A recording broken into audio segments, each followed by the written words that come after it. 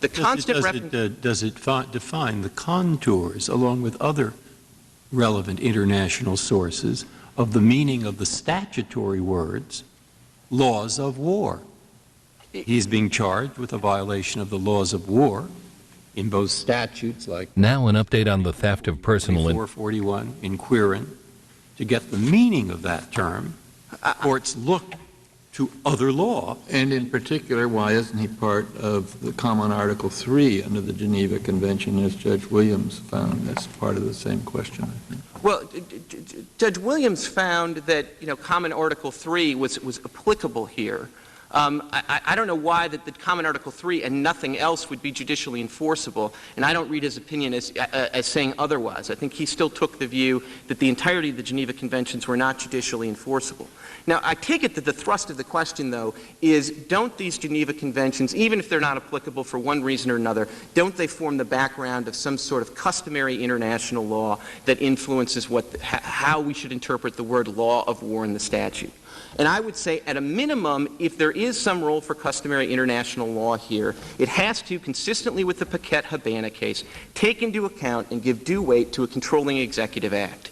Here, the President has determined, for example, that conspiracy is an actionable violation of the law of war that can be tried in front of these commissions. He's made that clear. He's also made clear that these procedures are sufficient and supply the rights.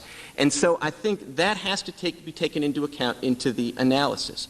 I think also, since Article 21 is the most logical place you would look to any of this as the law of war, I think it's important to understand that I would read that as incorporating some question about what kind of crimes can be brought in this jurisdiction. President and not Congress defining the content of the law, the criminal law, under which a person will be tried. Isn't there a separation of powers problem there?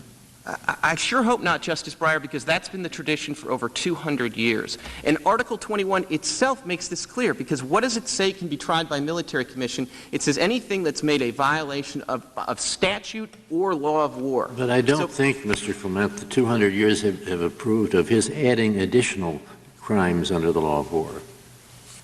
I mean, he has never, I don't think we have ever held that the President can make something a crime which was not already a crime under the law of war. I think that may be true, Justice Stevens, certainly as to the Article 21 point. One of the issues is whether he's done that here.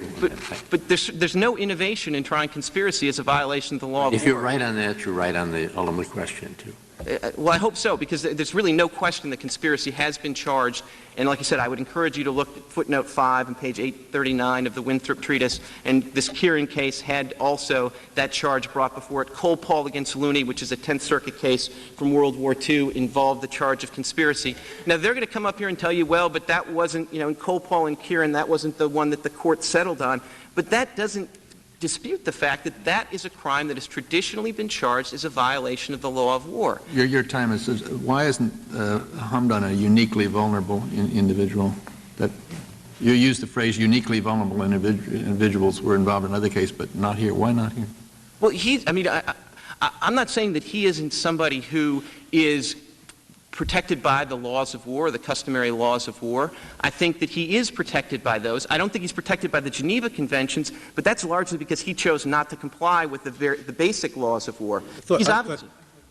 All prisoners of war were uniquely vulnerable. I thought that was the point you were making. That is the point that I'm making. Needed protection of the supervising powers, or whatever they're called. Right, but not the domestic courts of the detaining power. And if he's any different than a usual prisoner of war, it's because he's disentitled himself to some protections by what has been determined by the CSRT protections. So let me just address, if I could, the idea that having provided him a CSRT, we now have to provide him with an Article 5 hearing.